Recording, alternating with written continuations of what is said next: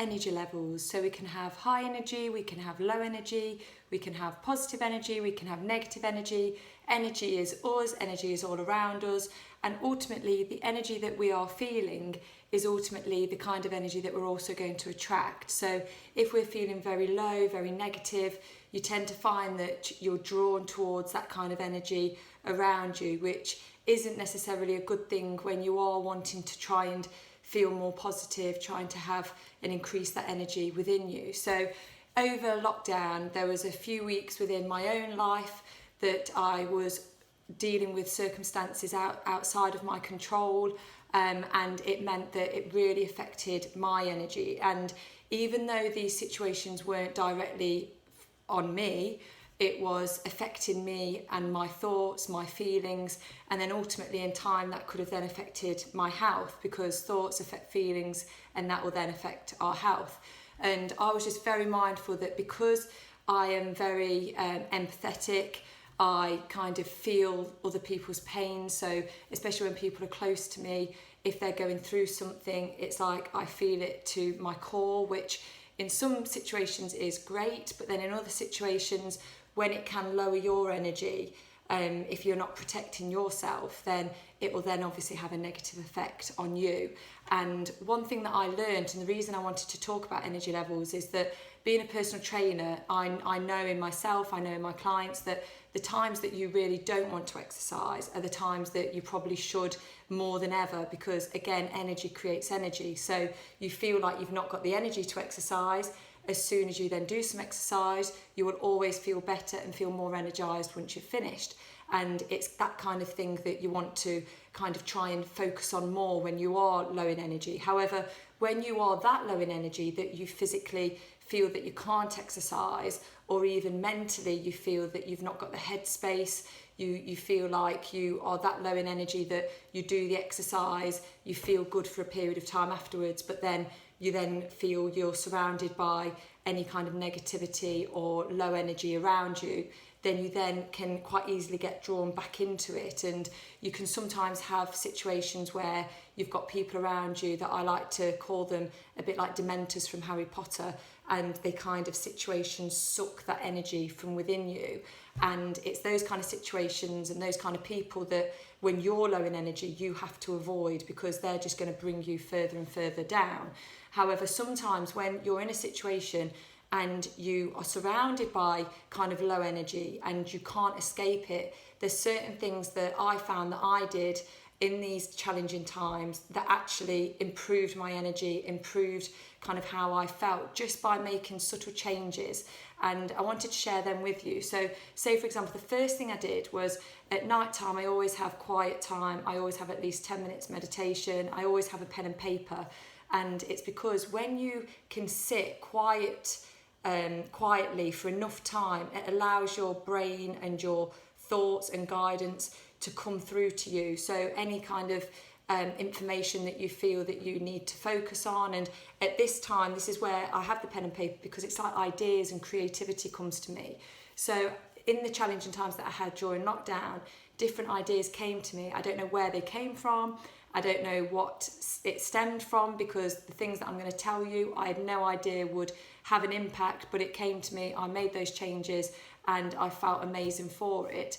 And some of those consisted of things like within the kitchen, I made sure that I put a mirror up within the kitchen. I made sure that the bin I took off show, I put within in a cupboard bin.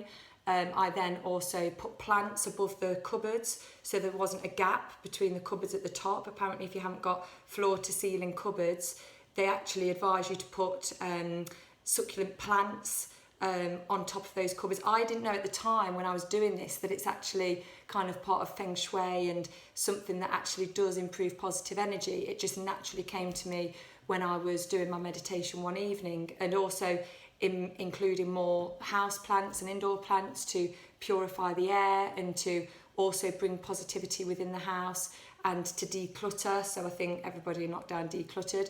So that kind of was another element to it. And also the importance of things like steam diffusers. So steam diffusers are brilliant because you can input essential oils which have various natural qualities. So say for example, I invested in the ultimate mood booster, which is called rose oil, and a bit like a pick-me-up, you can add rose oil to the steam diffuser and it'll instantly lift the mood. It's really great if sometimes people need a coffee to kind of give them that lift. Rose oil can do that just by inhaling it and having it as the smell.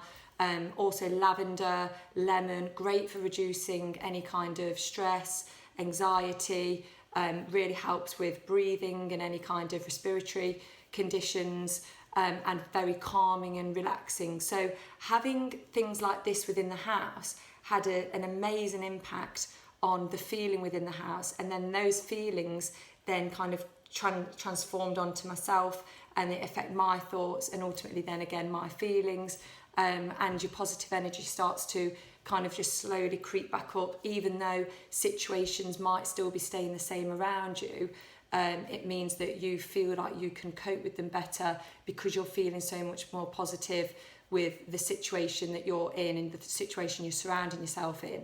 Another thing that I also invested in was a crystal bracelet. I'm wearing it now actually. My particular one was from a lady called Paula Rose, who infused it with the highest level of Reiki healing, and this was the Peace and Protection bracelet. And it's black tourmaline with lepolodite, I think is how you pronounce the crystal. And you can find more information on the Paula Rose Peace and Protection bracelet.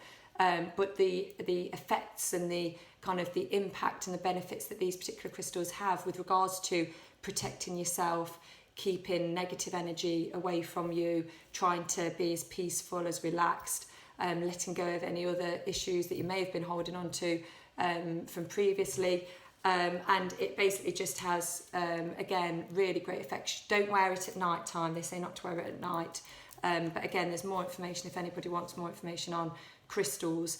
But just to show you the kitchen now, so you'll see that we've obviously got one of the indoor plants. This is real. My husband, when he first came down, after I did my shopping spree to make all these changes, he thought we'd now become part of the Amazon rainforest with all the indoor plants. And this is one of the steam diffusers that I was talking about. So you literally just fill it with water. It's so easy. Fill it with water, add as many drops of the essential oil as you want to, depending on the strength of the smell that you want. Sometimes it's just a case of playing with it. And I also heard about having natural colours. So making sure, and if you can see, let me change the screen. So if you can see the bright colours, they say in the kitchen have natural's good for kind of positive energies, and bright colours within the kitchen is also very good. And as you can see, the plant in the corner, plant by the sink. So all of this, the mirror, apparently the inclusion of a mirror is great for positive energy. And if you can see above the cupboards there, the plants that I actually did without even realising it was actually part of Feng Shui and increasing the positive energy within the home. The only thing that I've not done that it also, when I looked into increasing positive energy and it actually advised all these things to do, one of the things that it mentioned that I hadn't kind of had the thought myself to do was apparently to have a rug between the sink and the oven, because apparently electricity shouldn't be directly in front of water, so that can have a negative effect. So to put a rug down. So bizarrely, I actually got rid of a rug because I needed to clean it, and then didn't put it back down with it being summer because it was a very fluffy rug, so it was too hot. So they're kind of some of the changes that I made, and I must admit, as soon as I made those changes, I instantly felt a lot calmer, a lot more positive. Anyone that knows me knows that I try to be positive, and everyone always says, how are you so positive all the time? And kind of, you're always happy, you've always got, look on the bright side. However, when different things happen, and when things happen to people around you, again, that are out of your control, and when you care and you want to do your best to try and fix things for people, naturally you're going to be in situations where you can't control things, and then you've got to be in control of how the situations can affect you, and you can only be in control of what you're thinking and you're feeling. So you have to take control. That's all you can do. And what I would say is that, and this is what I say to everybody, I was not born positive. I was not born kind of trying to smile all the time and be really friendly towards people, really kind towards people. You're never born that way. You kind of learn behaviour, you're taught, you're guided by your parents, hopefully. But then at the same time, when you're an adult, you have a choice. You always have a choice. And people either choose to be very negative, or people choose to be very positive. And it is a work in progress. You don't wake up every morning kind of ecstatic and, oh my gosh, it's so amazing to be alive, even though we should, because days aren't guaranteed for any of us. But I do make sure that I wake up each morning, I say that I'm thankful to be given another day and the things that I'm thankful for. I also try and say what type of things would help keep today a good day, and things that would mean that it isn't a good day. So you try and focus on the things that will mean that you have a good day. And I also try and say a few positive affirmations to myself, like I am calm, I am patient, I am kind, I am strong, I am loving, I am forgiving, I am enough, I am me. And then you go about your daily life, and you basically just have to work at being the best version of you. No one's better qualified or more qualified at being you than you. And actually enjoy being different. Don't wish to be somebody else. Don't look on social media and think, oh, I really wish I was that person, or I had this of theirs or that of theirs, because they'll probably be looking at you and wishing that they've got something of yours. So just embrace change, embrace differences, and again, just focus on being you, stay happy, stay healthy, and just stay being you. And again, if you want any more information on energy levels and anything that you can do, always feel free to contact me and follow me on social media at better_UPT. And I'm always happy to kind of be in contact with people and share my experiences.